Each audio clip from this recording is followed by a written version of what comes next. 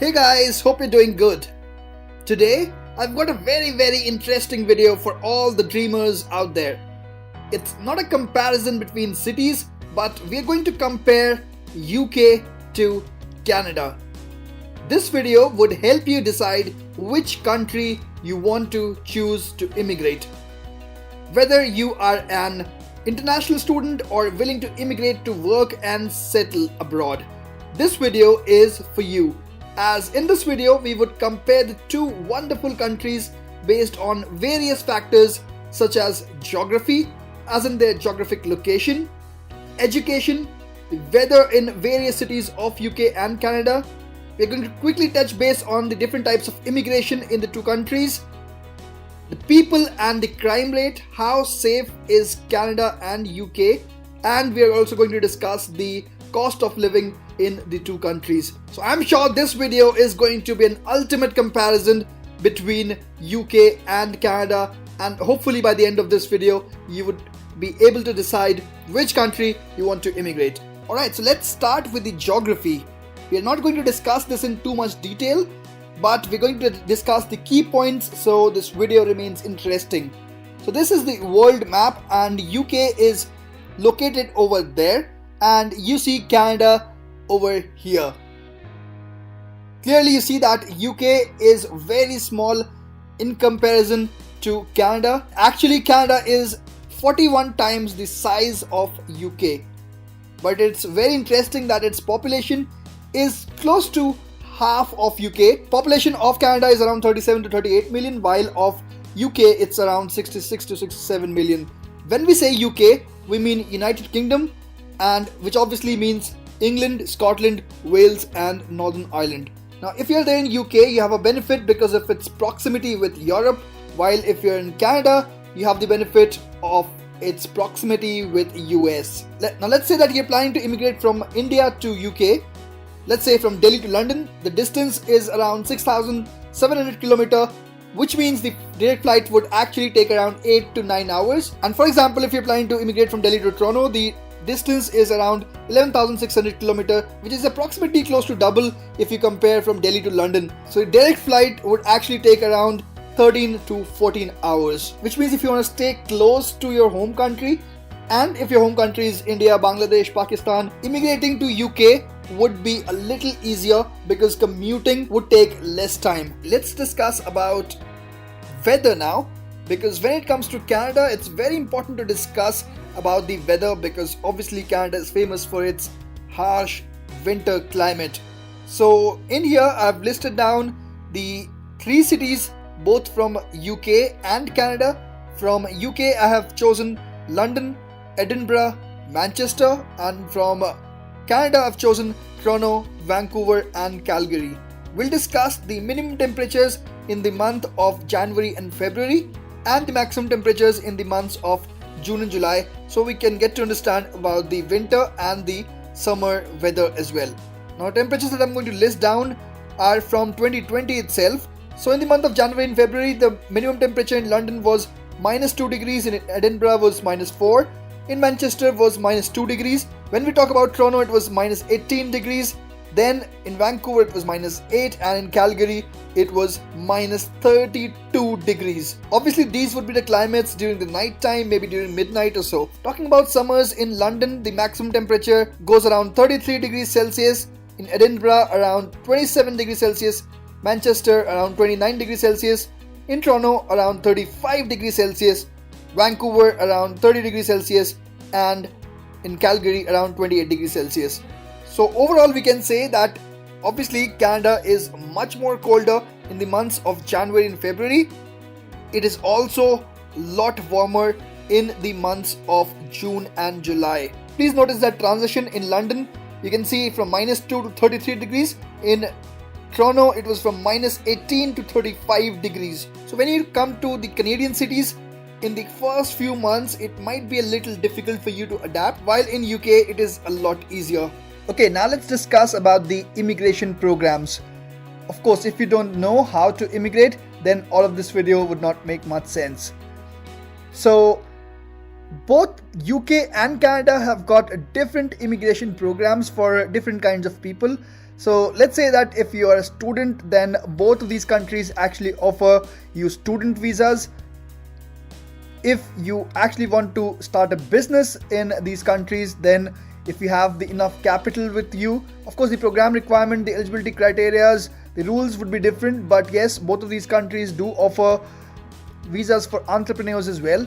There are different kinds of visas for refugees, for on humanitarian backgrounds as well. But more importantly, I want to talk about these visas for skilled workers. After Brexit, UK announced that it would change its immigration system to point-based immigration system, which is actually inspired from Canada and Australia, which means that they would also provide points based on various factors such as your age, education, work experience, and many other factors as well.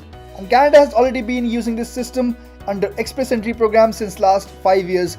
If you want to know the details of the UK's point-based immigration system, I've already created a detailed video about it. You can go and check it out. I'll provide the link in the description box below.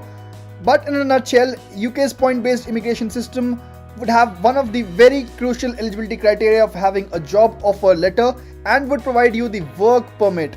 While obviously Canada does provide the work permit, and for that they don't have any point-based immigration system, but their point-based immigration system or the express entry system is for getting the Canadian permanent residency that you can get without having a job offer letter and while sitting in your home country.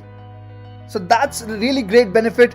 You can get the permanent residency of UK as well, but that would be really long time, few years. By then you can become the Canadian citizen, you can get the Canadian passport.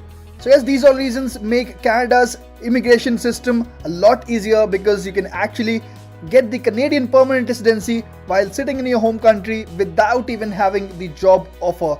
Obviously in this comparison video I cannot talk about too much detail of these programs. You can go on to my channel to check many videos on the Canadian immigration programs.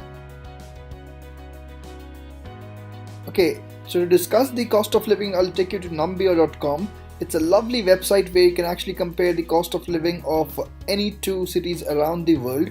So I've compared London of UK with Toronto of Canada.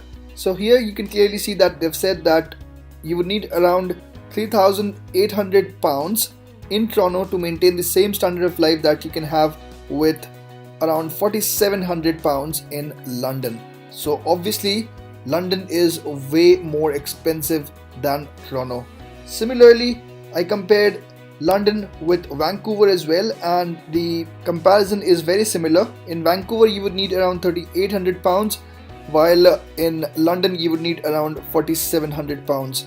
Similarly, compared other cities as well, so you would see that between Manchester and Montreal as well, Manchester is more expensive. In Montreal you would need to spend around £3,000, while in Manchester you would need to spend around £3,200 for the same standard of life. One last comparison I did for Edinburgh and Edmonton.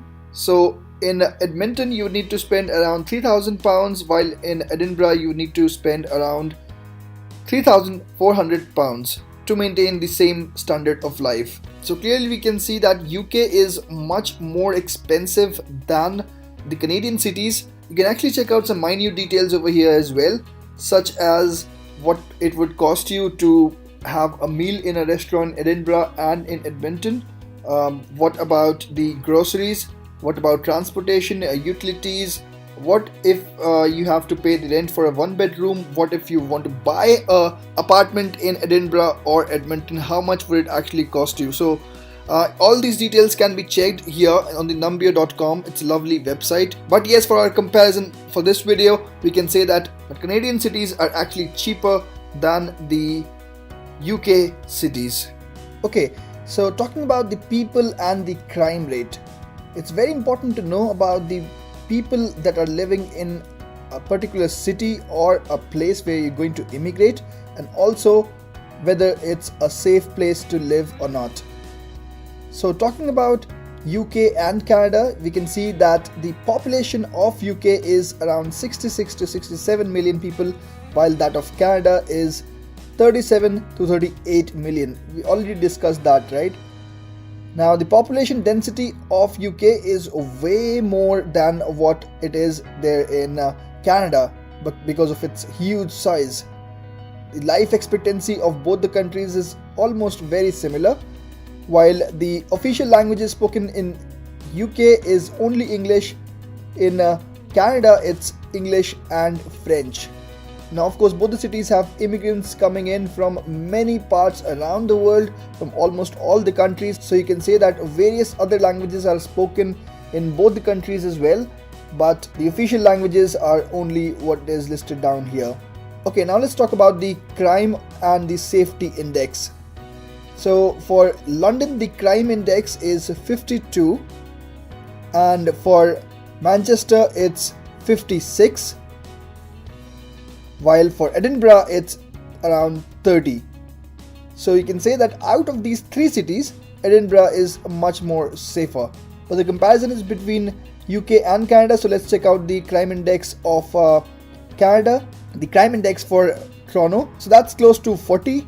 For Vancouver it's close to 36, and for Montreal it's only 29. So you can say that out of these 6 cities mentioned here, Montreal is the safest place. But yes, overall, if you compare the UK cities from the Canadian cities, then you can say that Canada is much more safer, at least looking from these 6 cities out there. Okay, now let's compare the education of both the countries. We will talk both about the elementary education and higher education. Let's start with the elementary or primary education. Both the countries have both public and private schools. When we immigrate from a country to UK or Canada, we want to know if our children would be able to get admissions in the primary schools. As a parent, we are always worried about it. The good news is that if you immigrate to UK, your children would get free education in public schools if you land there as an international worker. Your kids will get free education in public schools whether you land in the country on a work permit or as a permanent resident. Talking about the higher education, this section must be interesting for those international students who are willing to study abroad. Of course, both the countries have quality education. Both of them provide world-class education and have well-established position among the world's leading study destinations. Studying in colleges or universities of either of the countries, you'll have the opportunity to encounter vastly different cultural and natural experiences. But comparing the number of colleges of universities in the top 100, we find that UK has 18 institutions in that list, namely University of Oxford, University of Cambridge, Imperial College London, University College London, University of Edinburgh, and all of those which are listed out here.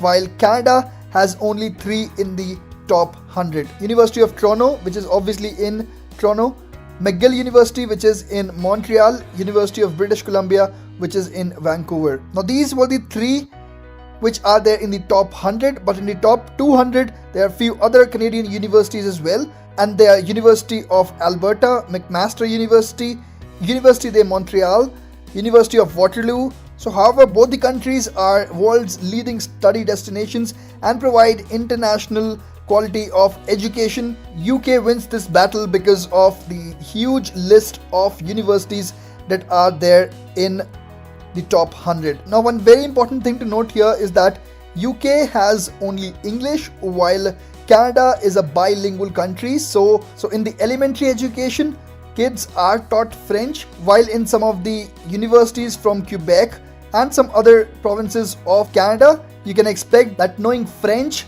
would definitely be beneficial to you.